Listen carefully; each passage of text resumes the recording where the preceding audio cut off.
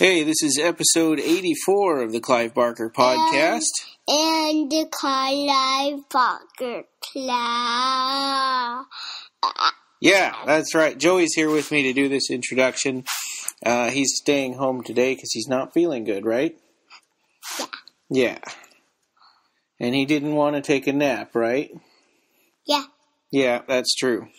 Okay, so this is episode 84. We call it Return of the Multitude because Jose and I talked about all kinds of stuff.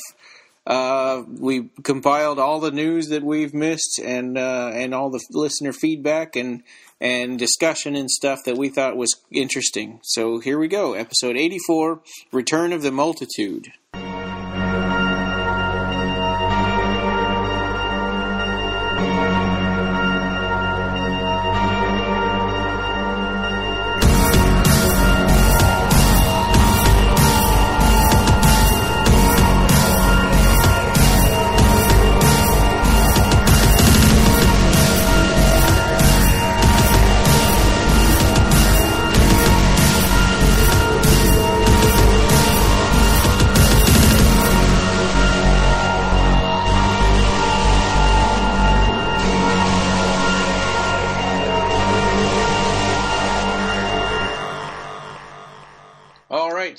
So here we are. It's episode 84. And so we were going to talk about Clive Barker's first tales, but we've got so much news and feedback and stuff that we thought maybe we'll just do that. And plus, I'm not quite finished with it.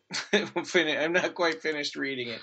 Right. I started reading First Tales when I was in the bus coming back from Los Angeles after the Crest Westwood screening. Mm-hmm. Because it was gently donated to us by Seraphin. So thanks, Seraphin, for the copy of the book.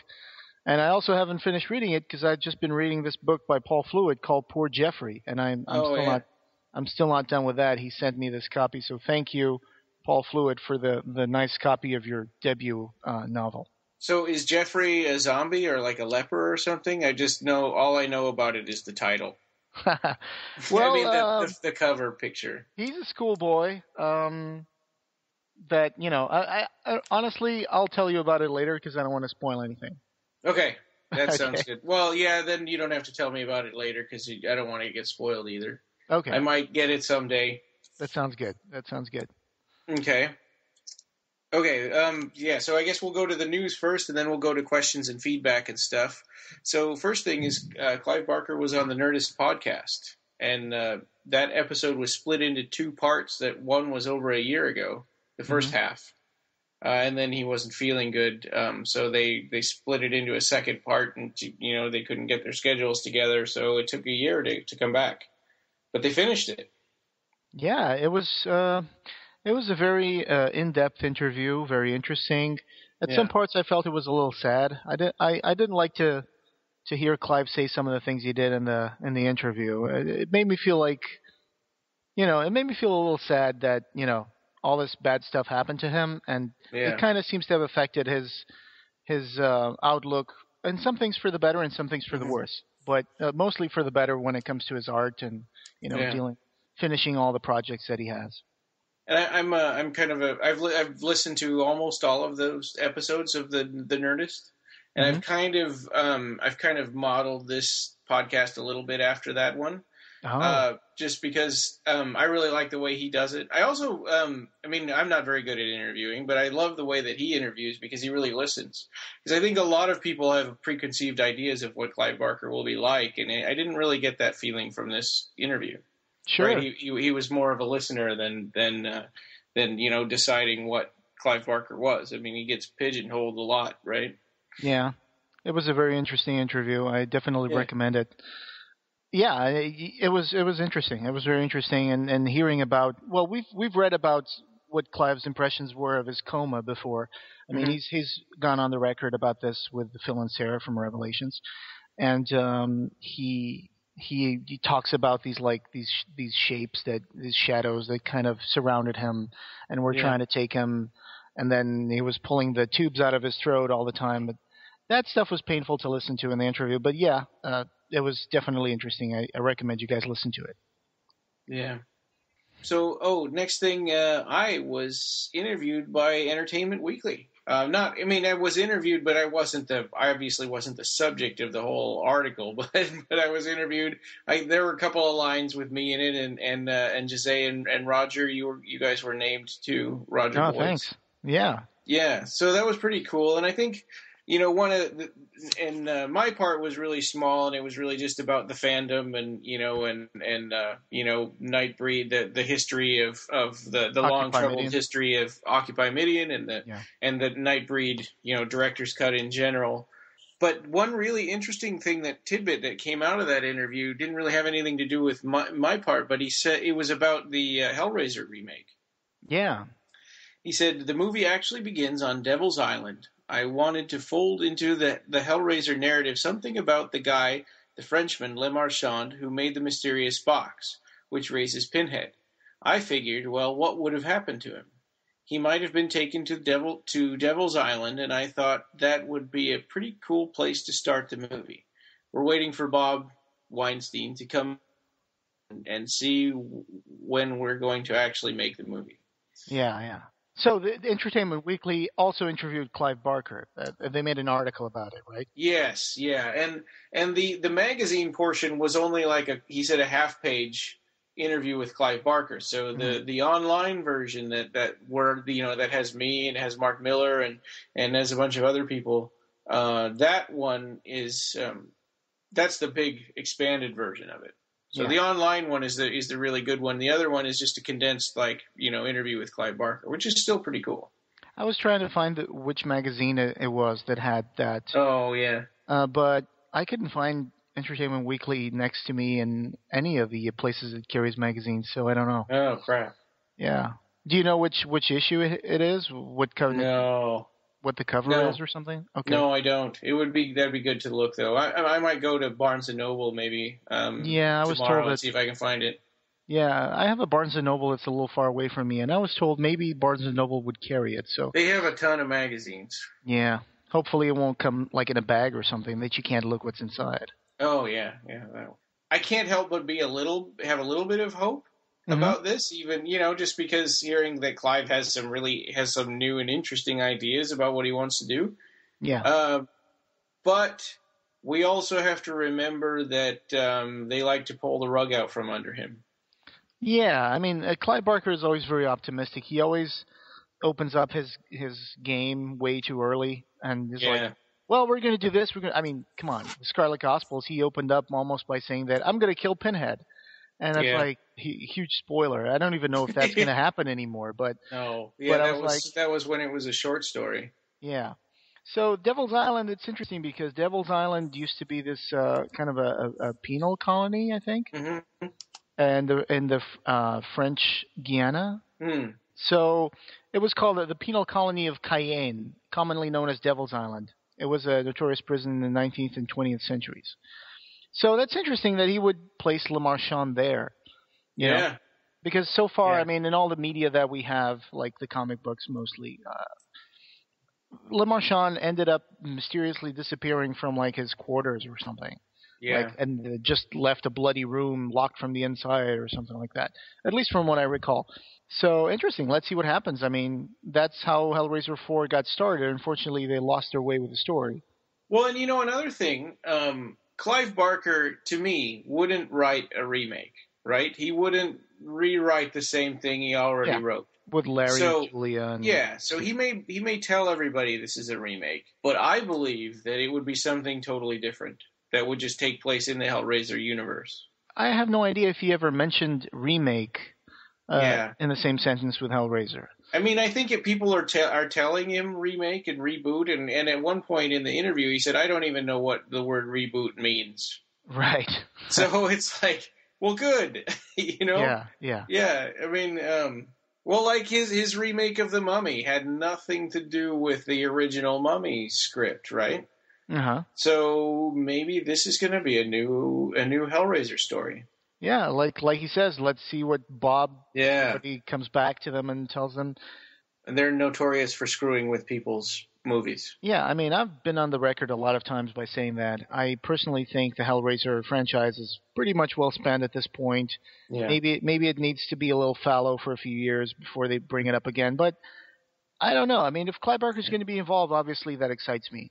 But at the same time, it's like it's in the hands of the Weinstein Company, so I don't hold my breath for letting. We can't put all of our hopes and dreams there. Right. Yeah. And I think at this point, Clive feels the same way about Hellraiser. I mean, I remember back in the days when the Anchor Bay set of Hellraiser 1, 2, 3 came out, they did these whole new features for the movie. And I think one of them starts with Clive Barker actually saying to the camera, I hope this is the last time I talk about that sumbitchin' movie. Because I think he's really tired of Hellraiser. But, you know, hey, let's see what comes out of this. Yeah, no, that's funny. And I think I now remember what I was going to say. So I think that with this movie, if people are expecting it to relate to comic books or to Hellraiser sequels, my feeling is that he doesn't really know those things well enough to, you know what I mean? Yeah, I mean, he probably knows Hellraiser 1 and 2 and 3, maybe. Yeah, I mean, obviously, I think he'll be coming into this more with a mind of the story he's been writing for, like, the Scarlet Gospels and stuff like that. Hopefully, I mean, he'll bring more of that literary quality of the Hellbound Heart into this movie. That would be awesome. Because the sequels, you know, like Leviathan and stuff, I don't think he's going to put a milkman in the movie. Right.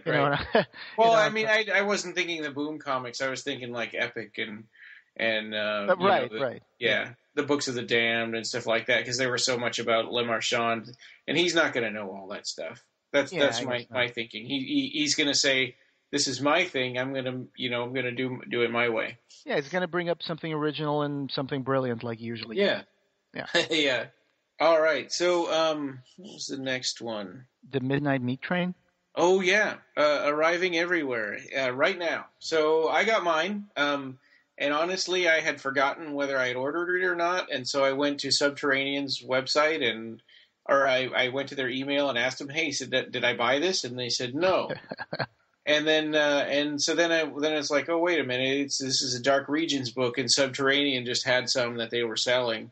So then I went and did a search through my email for Dark Regions, and I found my receipt. Okay. So it's like, oh, cool. And then it arrived the next day. And I have number 88 out of 450 of the $50 autographed one. Yeah. But anyway, I'm really happy with it. It's nice.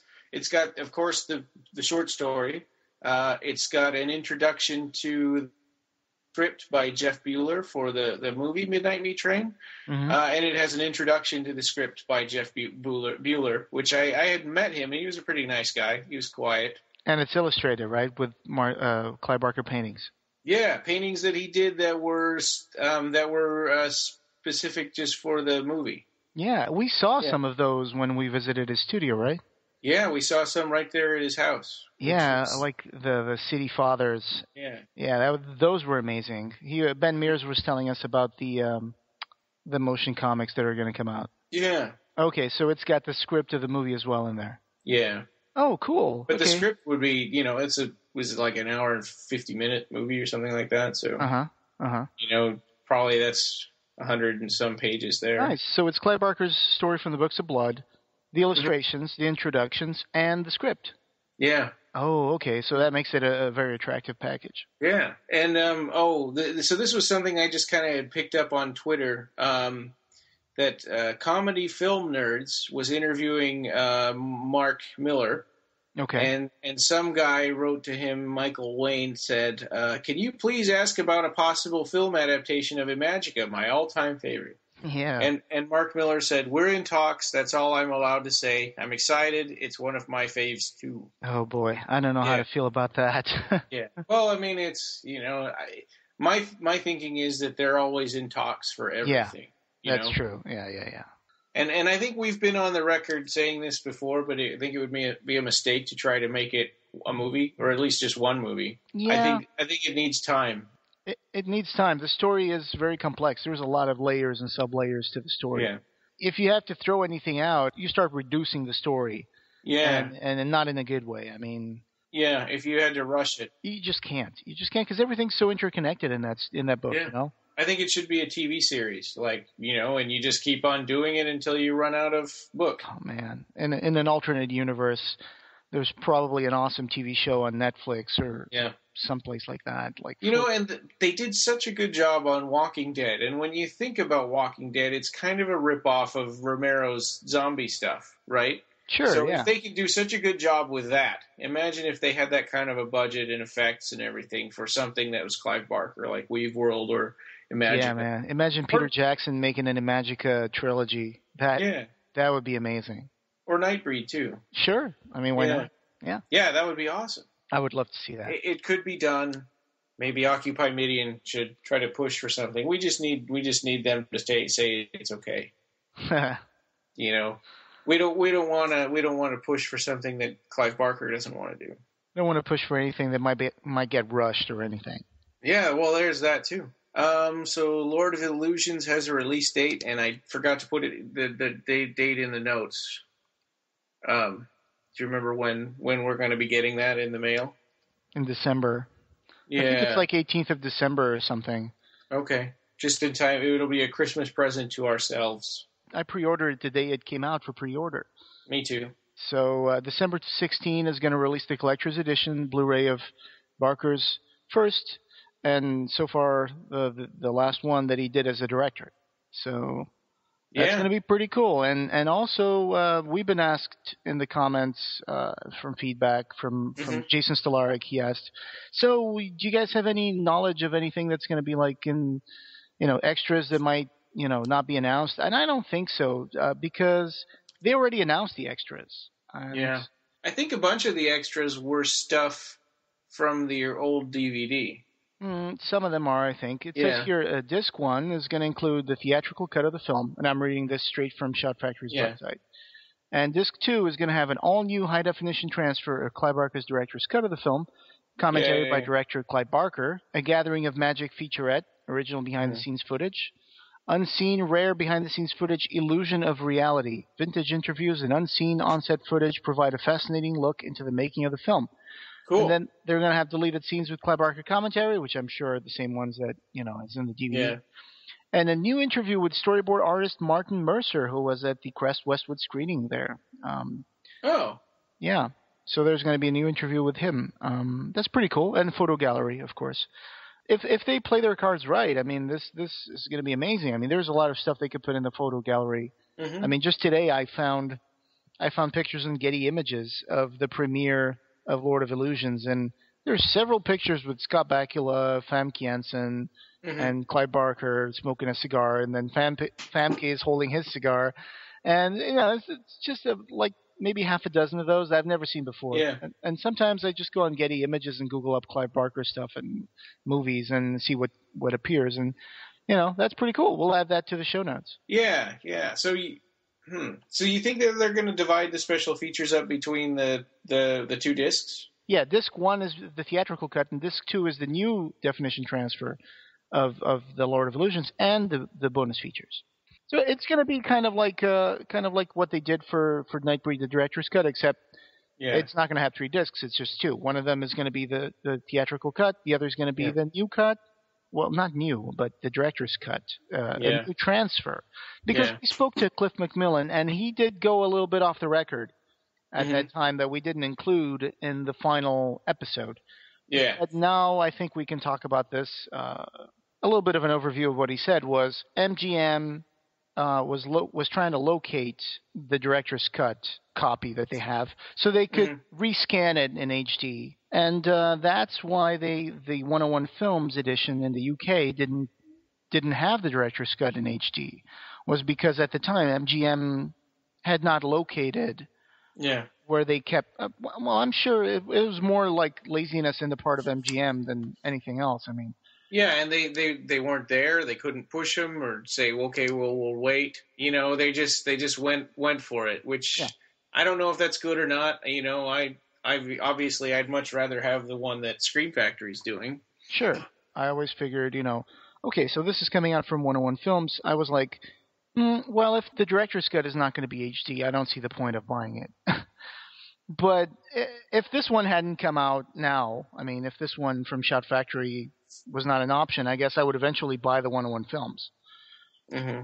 Just, not right now. As soon as this thing came out, as soon as the announcement came out, I already pre-ordered it. So, and then, of course, a short time after that, we read something from Thomas Nagovin saying, well, we're going to have a special package at the Real Clive Barker website. And I think you were like, okay, listen, mister, we want to know right now what are any future promotions you guys are going to put, because I always end up like pre-ordering and then I always regret it or something like that. Yeah, because they always happen after the pre-orders. So, yeah, I'm not going to pre-order Scarlet Gospels on Amazon. Right. It's so tempting because it's right there and you can look at the cover and everything, but nope. I want to see what Clive Barker Store is going to do. Hope nobody listens to this out of context. They're going to be like, the Clive Barker podcast is saying they're not going to pre-order Scarlet Gospels. Yeah, soundbite. Yep, nope. They're going to wait to see if there's going to be like signed by Clive Barker, for $40 or something. That I would totally go.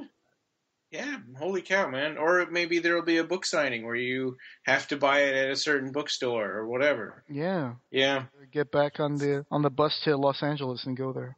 Yeah, Amazon.com will never have a book signing with the author there.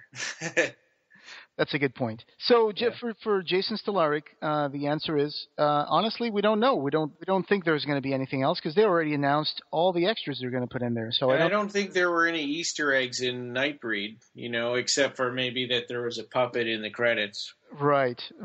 Fernando Ramirez. Yes, that's for you, Christian Francis. If you're listening to this,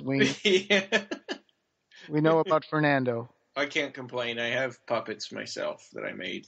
Yeah, you do. Craft. Yep. Yeah, we'll get into that one day. I've got a whole closet full of them. Wow, you're like a Alaskan Jim Henson. No, I wish. Yeah, so let's see. Turn Down the Lights, the artist edition. So if anybody remembers, over a year ago, there was a compilation called Turn Down the Lights that has a story of Clive Barker's called Dolly. Mm-hmm. And they made an artist edition where every single author signed their story. Okay. And right after, so they shipped all those pages out, they all got signed, and then they got lost in California. Oh. The signature pages all got lost. So they had to start all over again. I think this is Subterranean. Or maybe, I get them all confused, all of those little indie publishers that Clive's been working with. Sure. But anyway, they started all over again, and now they're saying the release date is the end of this year, 2014, so like sometime in December maybe.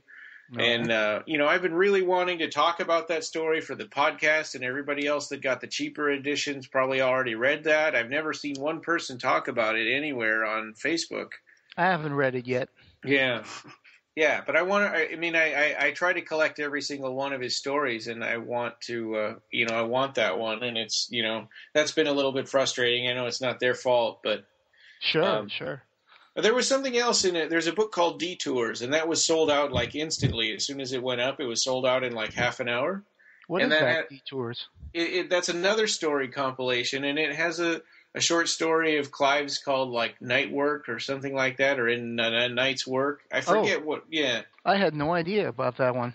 Yeah, and so I tried to buy that, and it was sold out. And it's also appearing in a paperback of like Mammoth Book of Best New Horror, Volume 20 something or other, or okay, or 20 something if annual. The new one. It's like, man, then I have to buy a paperback. But that's all there. I mean, and that story has appeared in 2 books now that are sold out. I guess I could try to look on eBay and see if I could find them. That's a good idea. You should probably do that. I'll do that too. Yeah, because maybe people get done reading it and then they sell it. I never heard about that Night Work one. So yeah, and I can't. And Phil and Sarah have. If you go on their site, you can see the title. I forget now the title of the story, but okay. If you go on CliveBarker.info for people who, if anyone out there doesn't know. Okay, so this is just a really quick thing, but Nightbreed number 6 came out, and Hellraiser Bestiary number 3 came out. Yep, I got them. Me too, and I've read them, and I like them. Particularly Nightbreed. I like Hellraiser too. Also, did you know that Christian Francis is going to have stories in maybe the next one? Oh, that's pretty cool. I think he said like 4 and 5. That's wonderful. Yeah, so we'll have to watch out for those. and we'll give him crap if we don't like him. Yeah. Okay. He would like that. He hates positive attention. I guess. Oh, and then this is just a quick thing, but there's a Berserker mask that Trick or Treat Studio had photos up on their Facebook, and they made a Berserker mask. Yeah, that's pretty cool. I saw that. Yeah, it's like I kind of, that's pretty awesome. We found out about it just in time for Halloween to be over, but that's pretty awesome. I think we'll have a link in the show notes if anybody wants to try to track it down so they could buy it. Yeah, I knew about the Boone one, the Boone face mask. Yeah. But now there's a Berserker one, and so it's really cool. Yeah. It'd be hard to put together the rest of the costume, but it's like, you're on your own. Okay, then the next thing, Maleficium Dark Art Exhibition in Chicago has some Clive Barker stuff in it. Mm-hmm. Clive Barker artwork. And that is the 15th, which is tomorrow, as we're recording this. Yeah. So I'm sorry to say the day after tomorrow.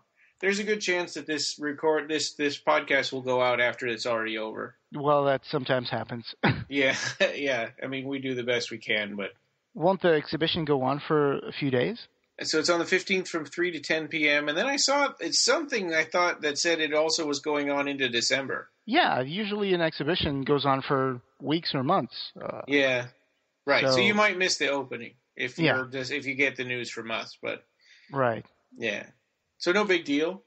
Ron McKenzie did a story about taking the tour through the Seraphim Films studio. Yes, he did.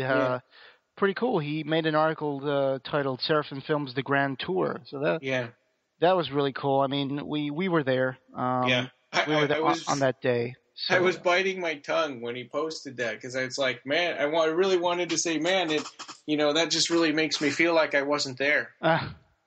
But I'm not, because it would come out snarky. Well, he was already there when we got to the studio. That's true. But he might have already done one tour by the time we got there, but he went along on our tour also. Yeah. So that was really, really cool. I mean, we took pictures everywhere. We saw him take pictures everywhere as well. And I can't blame him because we did say, or I said, Fangoria instead of Rue Morgue once. Oh man, well, it happens. Get the new Rue Morgue magazine because it's got a really awesome article from Ron McKenzie about the Seraphim Films Grand Tour of Clive Barker's studio. Is it on the magazine and the website, or I saw a link for the website? I didn't know it was in the magazine also. I don't know. I haven't gotten the magazine yet. Yeah. Honestly, I don't know if it's going to be there, but I'm assuming it is going to be because it's a really cool article. So yeah. This is a small thing, but Dark Regions Press has a holiday horror grab bag, and the grab bags all include a copy of The Midnight Meat Train, which is a big deal because those are sold out. They sold out like almost immediately after they put them up for sale. Oh man! So you're telling me if I haven't gotten The Midnight Meat Train yet, I'm not going to be able to get it? It's very possible. Oh boy. Okay. I'll have to find a copy on eBay or something. So for $60, you can get this grab bag, or $200 or $600. Yeah. Oh, okay, here it is.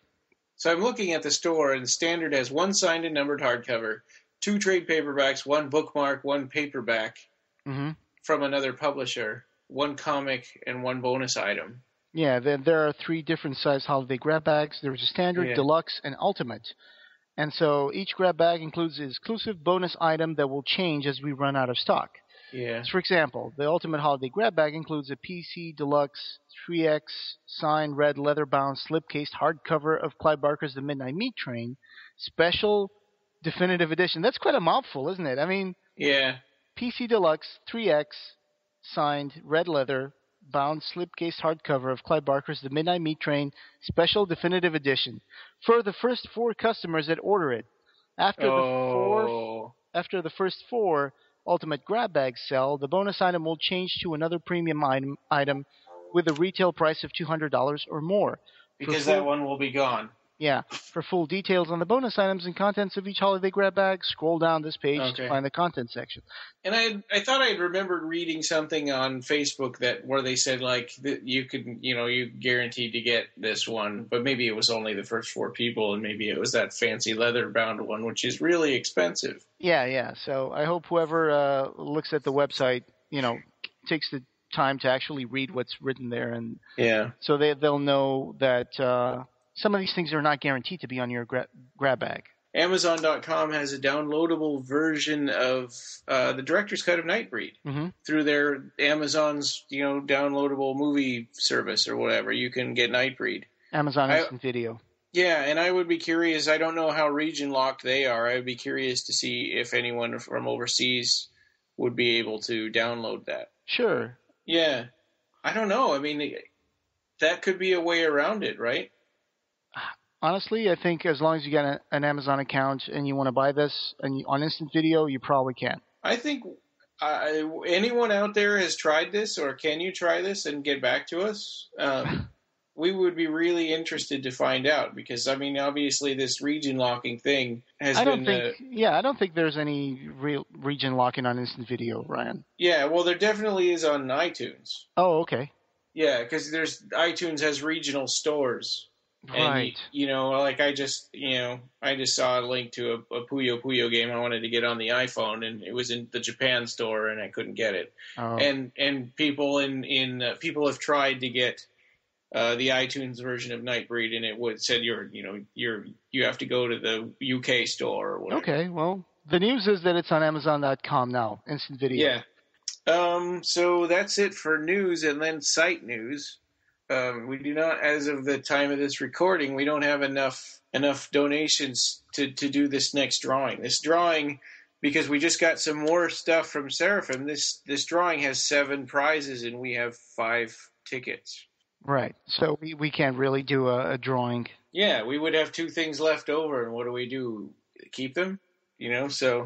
So yeah, I mean, get those in. It's $25, gets you a chance to get one of these things, and we'll go over really quickly here again what they are, because there's some new things that were added. But Chiliad, a Meditation, autographed by Clive Barker. Mm-hmm. So that's a hardcover, nice book. It's a really cool two short stories. Age of Desire, the P. Craig Russell and Tim Bradstreet adaptation.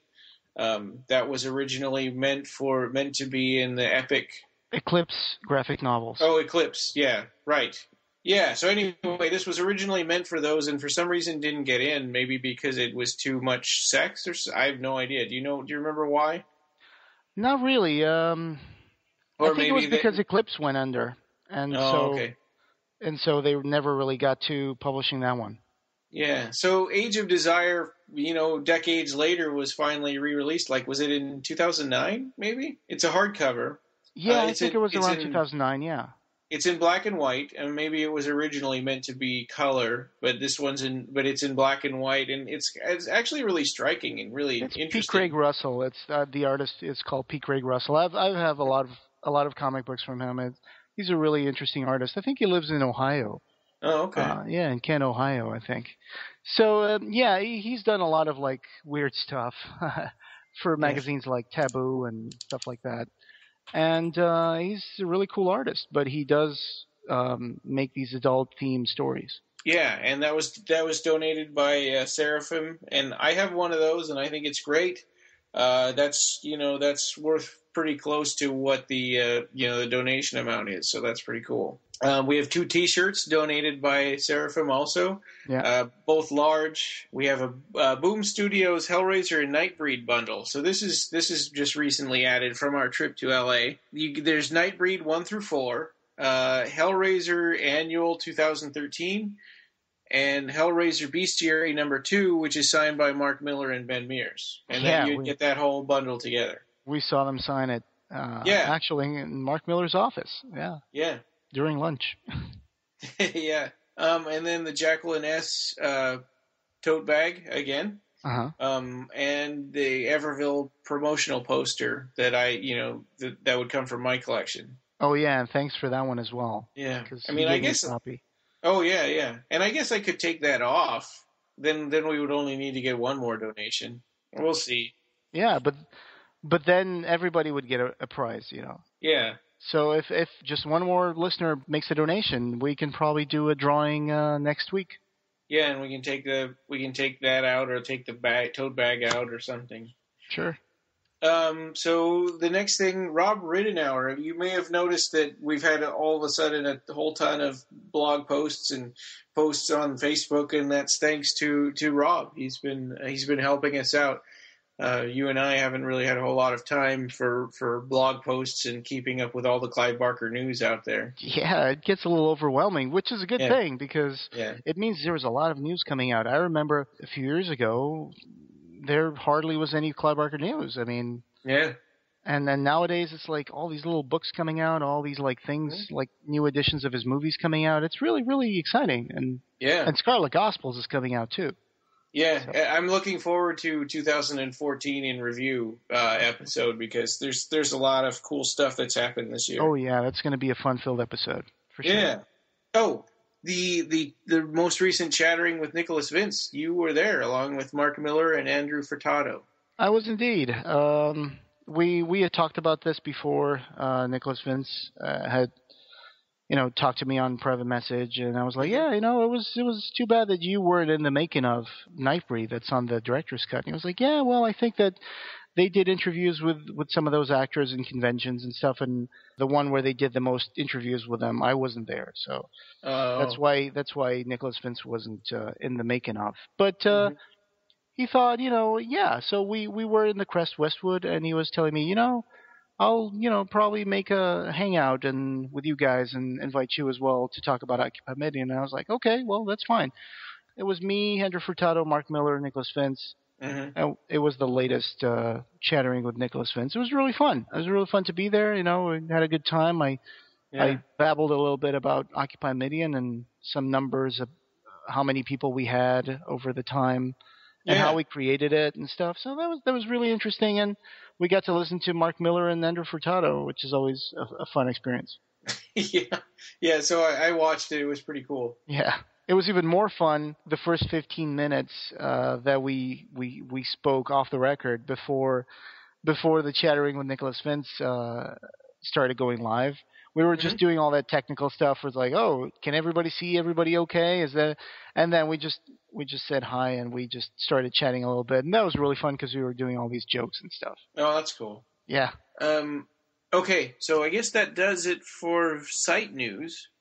Feedback and questions. So Rob, he posted some that were from before he was with us, but he said, "Good to see you both having a great time." He's talking about our trip to the Clive studio. Yeah, He says, "Jose is sure is cheesing it in those pics. Anyway, congrats." It's unintentional, I assure you. I'm really cheesy that way.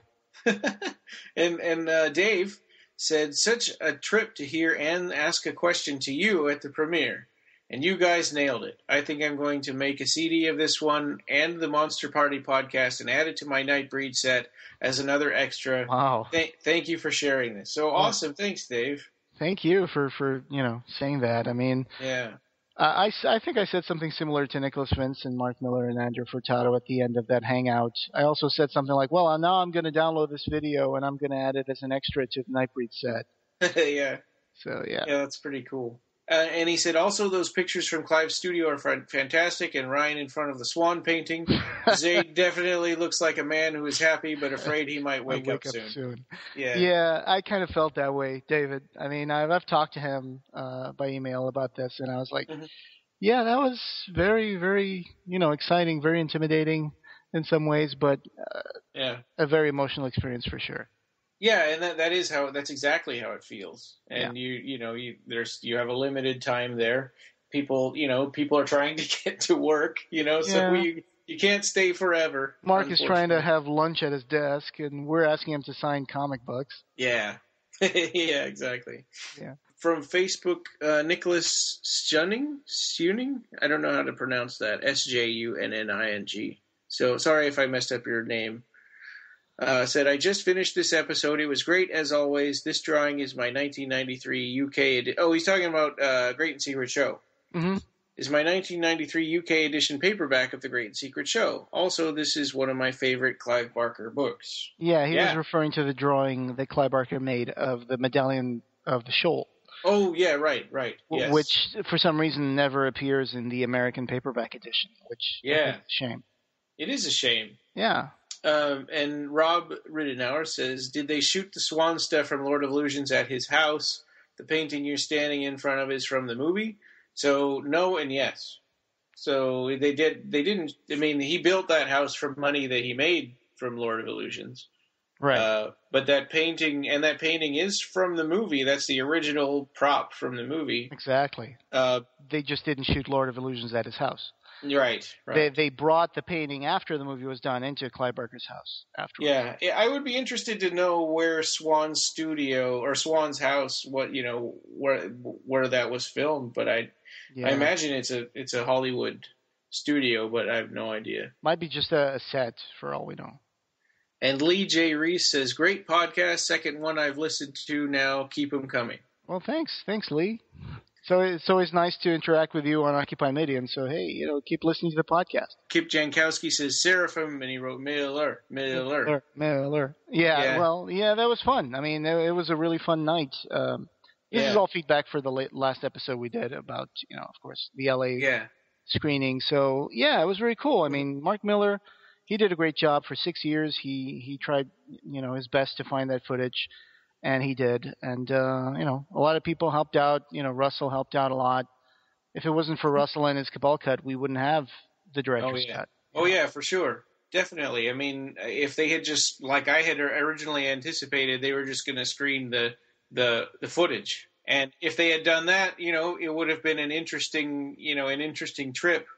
And that was why I bought my tickets to go down there so that I could talk about it on the podcast. But that probably would have been the end of it. And then, of course, we had people like Christian Francis and, Mark Miller, Ben Mears, Michael Plumides, Cliff McMillan, all these people who helped make this happen. So it's really amazing.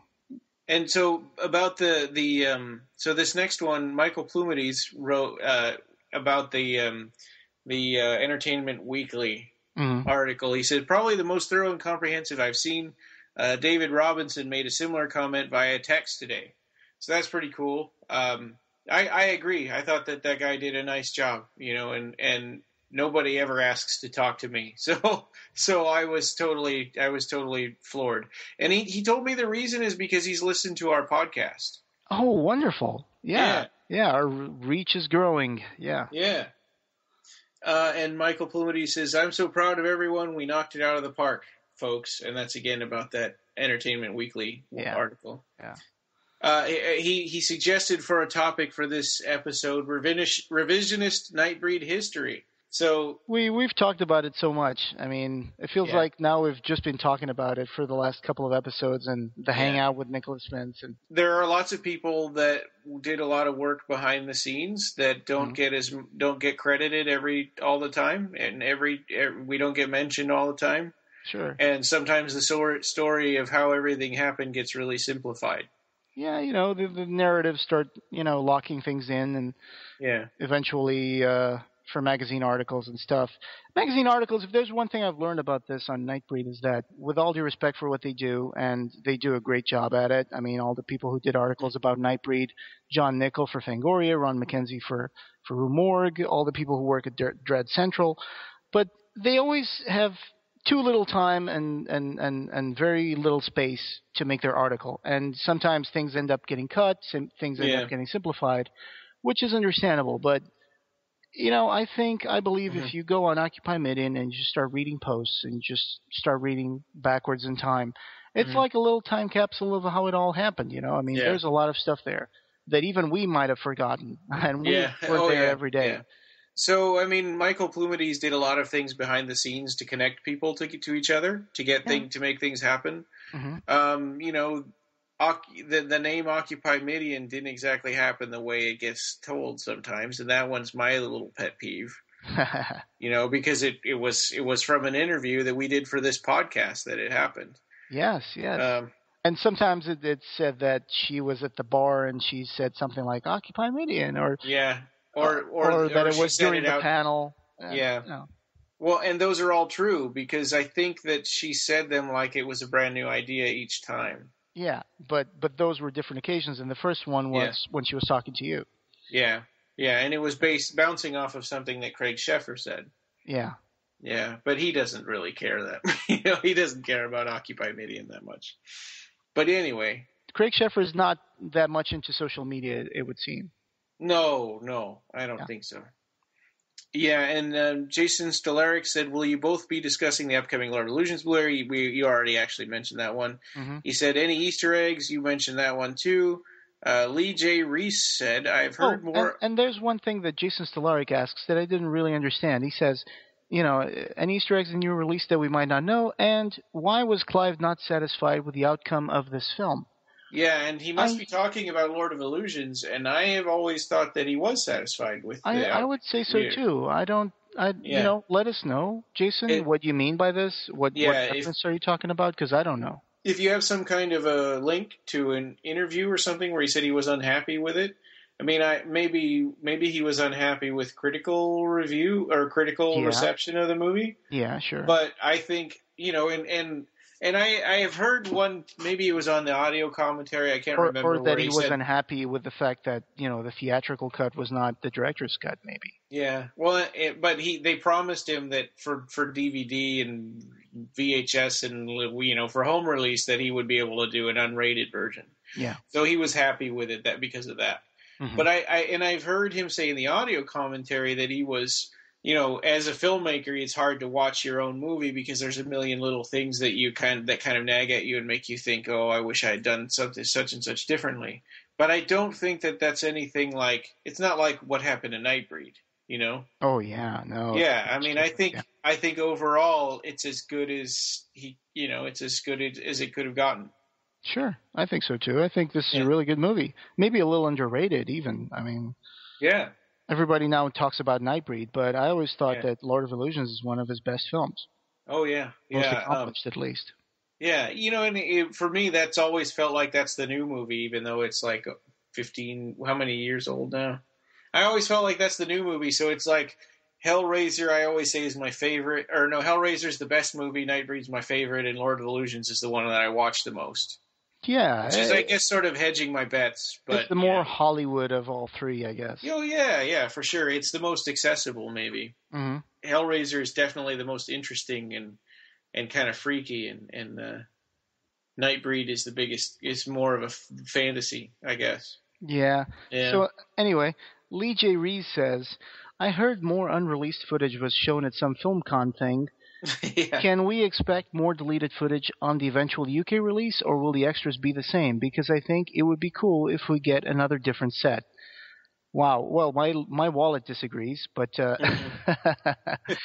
that would be great for UK people, of course. Yeah. As for the unreleased footage shown at some FilmCon, that was Kamikaze, and that was a panel that Greg Bevill hosted, and it was supposed to have Mark Miller and Andrew Furtado. Unfortunately, I think only Andrew was able to make it.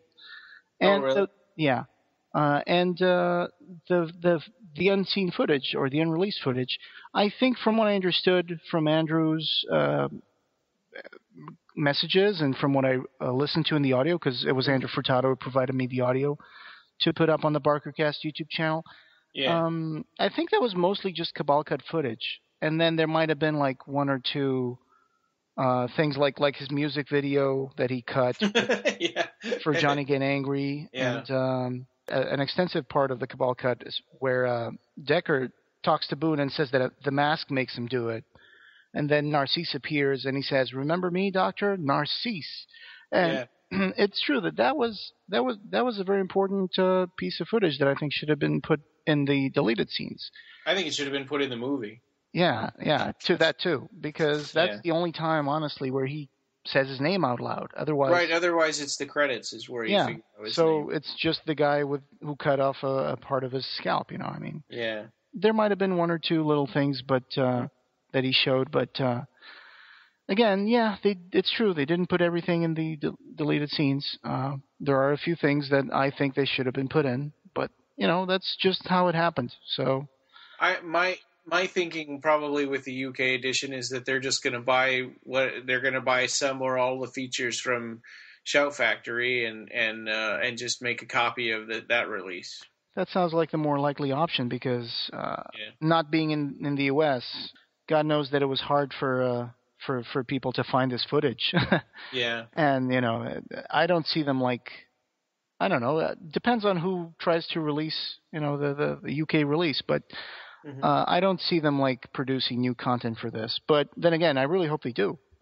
But for example, Arrow has a history of licensing special features from like Scream Factory, I think, from what someone said in Occupy Midian. Yeah. So who knows? And they're like the European version of Shout Factory, I guess. So the important thing now is that all these things are inventoried and all these things, they know where they are now. Mm-hmm. So it's all a matter of money, really, and deals, distribution deals. So let's see. I mean, I know, for example, that Steve Dillon from Oz HorrorCon, he has been trying really hard. He started a petition to find a way to distribute Nightbreed Director's Cut in Australia. Well, he just wanted to set up a screening, right? But I think he also wanted to find a way to distribute the movie there. And I think that at one point, a guy from Morgan Creek replied to his petition, Greg Mielkars, who is, he's like head of the music department or something at Morgan Creek, but he's also like head of the marketing department. And he said something like, unfortunately, Morgan Creek doesn't have the distribution rights for Nightbreed in Australia. And then I think, from what I understand of what Steve Dillon has been saying, he got in touch with the distributors. And so he was now working on a way to be able to distribute the Nightbreed Director's Cut in Australia. I don't know where this is going, but, that's interesting. I mean, Steve Dillon is definitely a mover. He's the one who brought the Cabal Cut to Australia. What region is Australia? They're a different region than the rest of Europe, right? Are they like 4? Yeah, I don't know. I mean, Region B is Europe, Greenland, French territories, Middle East, Africa, Australia, and New Zealand. So they're Region B. Oh, so an Australian release would also England. Yes, but I don't know. The distributors are obviously going to be different in Australia and in England. So. Well, I mean, they'd have to figure out a way to ship it there, but they could play it on their players. Let's see where this is going, because, like you said, I think the initial objective was just to do one screening of the Nightbreed Director's Cut there, and I don't know. Let's wait and see how this develops with Steve Dillon and this whole Australian situation. So I don't want to get any rumors started. Yeah. So Rob Ridenour had some questions. He said, here's a question that I tried to ask on the Nick Vince podcast. Jose, what is the fascination with the Pelican and Shunasasi sex scene? Why do you think people want to see this other than the obvious? Well, that was a question that was asked to me as well, or to us, I guess. I think my answer, when we were at the Crest Westwood, at least, they asked, well, so what would you say was like the scene that the fans want the most, and why is it like the Shunasasi Pelican one? But honestly, personally, that's not the one I would like to see reinstated the most, because I understand the fact that, from what they're saying, the scenes that they included in the making of and the featurettes that are in the director's cut, that was initially intended to be just for that marquee of the credit, the title that appears, saying Nightbreed. And honestly, it's not even really a sex scene. Yeah, it's pretty much just Shuna standing in a bed over Pelican. Pelican is handling snakes, and Shuna's just laughing and holding on to a few ropes and dancing around and dancing around for the camera. Yeah. So I think, and then there's some making out. There's some kissing that's also included in like the making of. I don't think there's enough there for an actual love scene, for like. Oh, and we also learned from your Nicholas Vince episode, right, that the song that they were playing when people were dancing with Clive Barker and stuff was the Monster Mash. Yeah, and it was sort of a joke that they must have just like cut like one of the scenes or something, and then, or maybe they were wrapping for the day and they were just having fun. You're talking about the scene where Kinski is shown to dance with Clive Barker on set. Yeah. That's a fun thing that they included. Yeah. Okay, so I think what I would like to see reinstated is Laurie's psychic connection with Babette. Yeah, I would like to see reinstated Deckard talking to his mask. But, hey, this is what Clive Barker wanted, so... Yeah, it's not our movie. Unless fans come and make fan edits or something in the future, that this is what we're getting. So yeah. And he said, Ryan, here's a question I think you should answer since you weren't able to attend. Okay. The podcast with Nick Vince. He asked everyone, what does Nightbreed mean to you? What would be your answer to that? And I think the question was, what does Midian mean to you? Yeah, I think it was Midian. Yeah, that was Midian. Yeah. So I give my answer in the podcast, but yeah, I'm going to let you do your answer. Yeah, and I would say, gosh, I mean, I when I was growing up, I tried to fit in, with everybody. I remember trying to fit in, back as far as elementary school, right? And I would wear all the same clothes as everybody, and I bought like this tape of Bon Jovi that everybody else was buying. And it made me feel like I was nothing. And so at some point I decided, you know what, screw all this, and I listened to Metallica for the first time. I grew my hair out. I started wearing like black, heavy metal T-shirts and stuff, and I hung out with like my Dungeons and Dragons playing friends and stuff, and then it's like, okay, we're different, and I think maybe. And we talked about that at the Crest Westwood screening. I mean, that was kind of it was kind of similar to what Ann Bobby asked. But yeah, that's what Midian means to me is people who are different and okay with it. Yeah, that's a great answer. I love that answer. I understand what you mean, and I think I would add to that reading Clive Barker's books was when I came to the realization that, yes, I'm a little different. I have different tastes than my friends do. But you know what? Being different is okay. And I think I learned that being different is okay from Clive Barker's books. Yeah. That was what I took out of them. So. Mm-hmm. He says, and as far as feedback, I think you guys are doing great. I don't know what else you can do that you're not already doing. You provide an outlet for fans to learn more about Clive Barker. You're doing more than enough, if you ask me, but that's just my opinion. He said, thanks. And he said maybe more video content, basically. Yeah, well, we're working on that one, so yeah, maybe we'll do a special on Bloodline on YouTube. Who knows? Yeah. Let's see. Oh, this was the Twitter, these were mostly comments. Bradley Gard said, watching Nightbreed Director's Cut with Clive Barker and fellow friends from the Barker cast at the Crest Westwood. Yeah, so he was sitting right directly behind us. So that was pretty cool. Yeah, we got to meet him in person. I didn't see that tweet, so I'm just looking at it for the first time. And let's see. E.B. Blake, ESQ, says, it's finally here, Occupy Midian. Thanks, Real Clive Barker, Barkercast Nightbreed. Fanboy. Hashtag. So that's awesome. Yeah, thank you. Yeah, hashtag Nightbreed, hashtag fanboy. And Alejandro said Scott Feinblatt, Real Clive Barker, Mark Allen Miller, Thomas Negovin, and Occupy Midian. Amazing. I didn't know it was in theaters as well. So this was kind of funny. But this was in response to the Crest Westwood, to it being at Crest Westwood. And so, no, it wasn't really a theatrical release. It was just a one-time thing.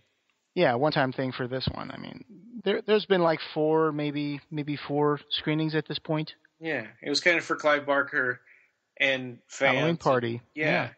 It was really fun. So that was it. That's the end of our feedback and stuff.